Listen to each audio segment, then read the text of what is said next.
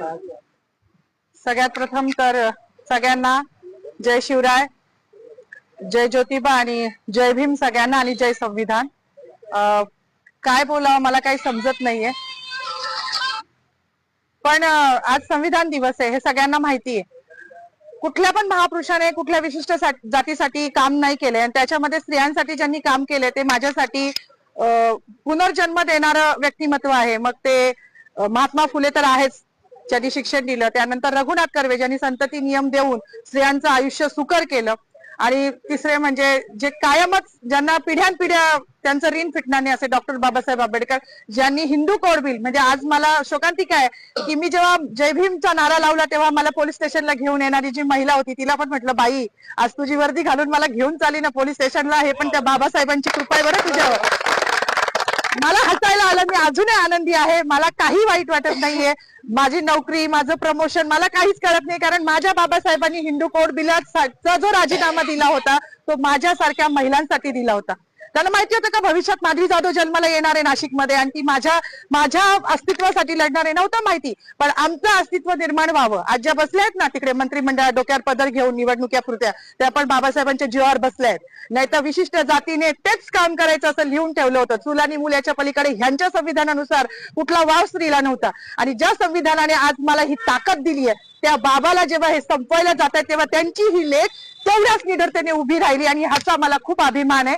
जास्त काही बोलणार नाही. गिरीश महाजनांनी जो बाबासाहेबांचा अपमान केला आहे तो भरून निघण्यासारखा नाही. म्हणजे त्यांच्या दृष्टिकोनातून पाप धुवायला आता कुंभमेळा येतोय, तिथे जरी त्यांनी नदीत आंघोळ केली तरी तो धुतला जाणार नाही, इतकं मोठं पाप त्यांनी केलेलं आहे. त्यांचं पाप जेव्हा संविधानाच्याच मार्गाने त्यांच्यावर अॅट्रॉसिटी दाखल होईल ना तेव्हाच ते धुतलं जाईल. एवढीच माझी मागणी की त्यांच्यावर अॅट्रॉसिटी दाखल करावी, अन्यथा ह्याच ठिकाणी मी उपोषण चालू करणार आहे. केलंच आहे असं समजा, जोपर्यंत त्यांच्यावर अॅट्रॉसिटी दाखल होत नाही. बाकी मला काही म्हणायचं नाही. पुन्हा एकदा जय भीम. डॉक्टर बाबासाहेब आंबेडकरांचा, डॉक्टर बाबासाहेब आंबेडकरांचा, भारतीय गिरीश महाजन मुर्दाबाद, संविधान जिंदाबाद, लोकशाही जिंदाबाद, हिटलरशाही मुर्दाबाद. आज संविधान दिन आहे, 26 जानेवारी. सगळ्यांना जय शिवराय, जय भीम, जय संविधान, जय सम्राट अशोका. माझं म्हणणं एकच होतं की आज 26 जानेवारी 1949 रोजी संविधान लागू झालं होतं. तर आज जो काही आपण हा दिवस साजरा करतो आहे प्रजासत्ताक दिन, हा फक्त भारतीय संविधानामुळे करत आहोत. जर भारतीय संविधानच नसतं तर आज आपण एका छताखाली सर्व धर्मीय लोक जमलंच नसतो आणि हा जातीभेद राहिलाच नसता. तर माझं एकच म्हणणं होतं की गिरीश महाजन यांनी, मंत्री महोदयांनी शिवाजी महाराजांचा जयघोष केला, संभाजी महाराजांचा जयघोष केला. मग बाबासाहेबांचा असा काय गुन्हा होता का बाबासाहेबांना का असं मुद्दामून डावललं जातंय की हा असं, हे खूप म्हणजे त्यांनी असं करायला नको होतं. म्हणजे परेड चालू होती ग्राउंडवर आणि परेड चालू असताना जेव्हा घोषणा दिल्या गेल्या की छत्रपती शिवाजी महाराजांची जय घातली गेली, परत संभाजी महाराजांचं नाव घेतलं गेलं, आता बाबासाहेब त्यांची घोषणा केली जाईल, पण तसं झालंच नाही. असं रक्त उफाळून येत होतं, परंतु एक जाण्याची वाट बघत होतो की कधी आपली परेड सुटेल आणि मंत्री महोदयांना आपण त्यांना हा जाब विचारू किंवा त्यांनी असं का केलं आपण विचारू. म्हणजे आमच्या मॅडम तिथवर पोहोचल्या, त्यांची धावपळ होती, त्यांच्या पाठीमागे मी पण गेली की त्यांना माईक मिळावा आणि त्यांनी हे त्यांना सांगावं की का झालं असं, की बाबासाहेबांचं नाव का घेतलं गेलं नाही. तर मला एकच सांगायचं आहे सर्व जनतेला की ज्या संविधानामुळे आपण आहोत त्या संविधानाचे आपण सगळे रक्षक आहोत. तुम्ही मानलं अगर नाही मानलं तरी सुद्धा हा देश भारतीय संविधानावरच चालणार आहे. आम्हाला मनुस्मृती नको आहे, आम्हाला फक्त संविधान हवं आहे आणि लोकशाही हवी आहे. लोकशाही वाचवण्यासाठी आम्हाला जे करता येईल आम्ही ते करू. आज आमच्या माधवीताई आणि सौकुर मॅडम यांनी नाशिक येथे गिरीश महाजन यांचं ज्यावेळेस भाषण चालू होतं त्या भाषणामध्ये डॉक्टर बाबासाहेब आंबेडकरांचं नाव न घेतल्या कारणानं जो संतप्त सवाल व्यक्त केलेला आहे, त्यांच्या या भूमिकेशी वंचित बहुजन आघाडी ठामपणे उभी आहे.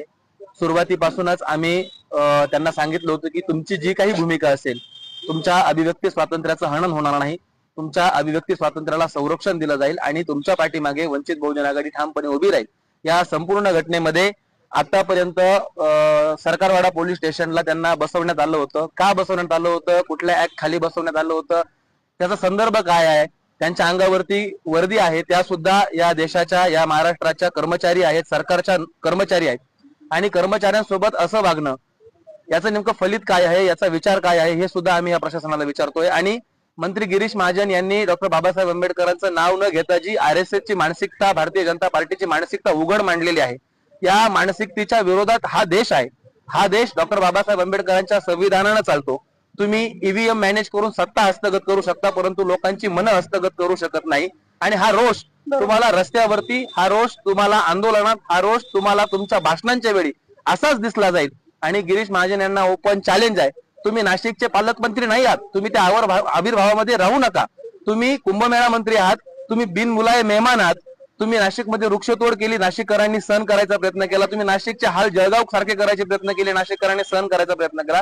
परंतु आता नाशिककर तुमच्या या महाचुकीला, घोड चुकीला विसरणार नाही आहेत. तुम्ही डॉक्टर बाबासाहेब आंबेडकरांचा अपमान केलेला आहे. गिरीश महाजन, तुम्ही नाशिक सोडून परत जळगावला जा. आम्हाला दुसरा कुंभमेळा मंत्री द्या. गिरीश महाजन आणि या मंत्रिपदाचा राजीनामा दिला पाहिजे. आणि आम्ही नाशिक जिल्हा कायद्याचा बाल्यकिल्ला म्हणणाऱ्या संदीप कर्णिक साहेबांनाही आव्हान करतो की तुम्ही कोणत्याही गृहमंत्र्याच्या दबावाखाली नाही येता, मंत्रिमंडळाच्या दबावाखाली नाही येता. हा तमाम दलितांचा, तमाम आंबेडकरी प्रेमींचा अपमान आहे. या अपमानाच्या ऍक्ट नुसार तुम्ही अनुसूचित जाती जमाती प्रतिबंध कायद्याच्या अनुसार गिरीश महाजनवरती गुन्हा दाखल केला पाहिजे. आणि हीच मागणी या दोन्ही कर्मचाऱ्यांची आहे. आणि या मागणीला वंचित बहुजन आघाडीचा पूर्णपणे पाठिंबा आहे. जर सरकारी कर्मचारी म्हणून त्यांच्यावरती कुठल्याही प्रकारचा दबाव आणण्याचा प्रयत्न केला तर आम्ही हे प्रकरण सरळ सरळ आदरणीय बाळासाहेब आंबेडकर यांच्या कोर्टामध्ये नेऊ आणि तिथून आम्ही न्याय मिळवून आणू. धन्यवाद. खबर भी असर भी सिर्फ एस ब्रेकिंग न्यूज पर। हम वही दिखाते हैं जो हकीकत हो, निर्भय और निडरता के साथ। आज ही चैनल को सब्सक्राइब करें, विज्ञापन देने के लिए संपर्क करें।